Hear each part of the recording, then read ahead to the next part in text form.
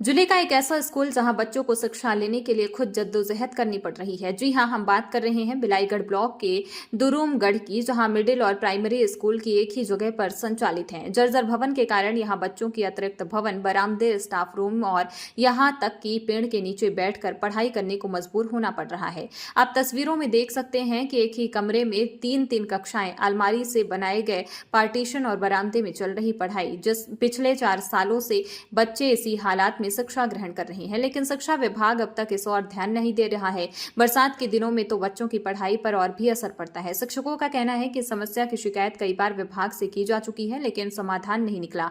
वहीं जब मध्याह्न भोजन की बात की गई तो प्रभारी शिक्षक ने माना कि बच्चों की पढ़ाई प्रभावित हो रही है। खाने में अधिकतर समय दाल चावल सब्जी और कभी कभी अचार पापड़ ही दिया जाता है। हमारी टीम ने मिड डे मील की गुणवत्ता देखी तो उसमें मिला जुला दाल होने के बावजूद वह गुणवत्ताहीन नजर आई। अब बड़ा सवाल यही है कि क्या खबर दिखाए जाने के बाद अधिकारी इस ओर ध्यान देंगे और बच्चों के भविष्य को सुरक्षित रखने कदम उठाएंगे, या फिर दुरुमगढ़ के बच्चों की शिक्षा ऐसे ही भगवान भरोसे चलती रहेगी। तो सन 2021 से ही हमारा जो उच्च प्राथमिक शाला का शाला भवन जर्जर हो चुका है, जिसकी जानकारी उच्च अधिकारियों को बार बार दी जा चुकी है, लेकिन अभी तक कोई भी कार्यवाही नहीं हो पाई है। इसीलिए जो प्राथमिक शाला का जो अतिरिक्त शाला भवन बना है, उसमें 3 कक्षा संचालित हो रही है। और चूँकि मर्ज हो गया है, प्राथमिक शाला और उच्च प्राथमिक शाला एक साथ संचालित हो रहा है, इसीलिए वो अतिरिक्त भवन में हम लोग बैठा रहे हैं और 2 कक्षाएं इस भवन में लग रही हैं और एक कक्षा के लिए बिल्कुल भी जगह नहीं है। हम लोगों को बाहर में बैठा करके अध्यापन कार्य कराना पड़ रहा है और विषम परिस्थितियों में पानी बरसात में बहुत ज़्यादा परेशानी हो रही है।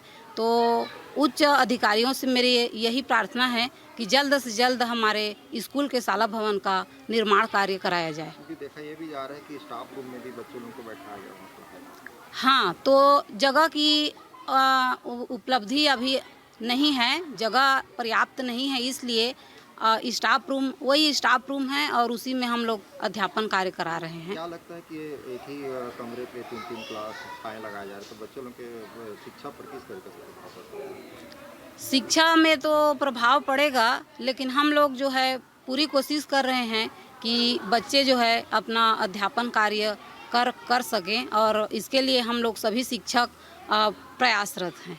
देखा जा रहा है मध्याह्न भोजन में भी तो कमियां देखी जा रही है, उसमें क्या कहें?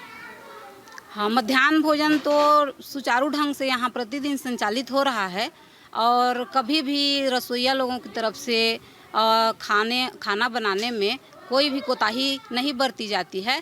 कभी भी किसी प्रकार का कोई शिकायत नहीं हुआ है और संचालनकर्ता को हम लोग और अवगत कराएंगे कि उसकी गुणवत्ता में सुधार करें। दाल का सैंपल देखें, मिक्स दाल है, तो गुणवत्ता में कहाँ तक लग रहा है?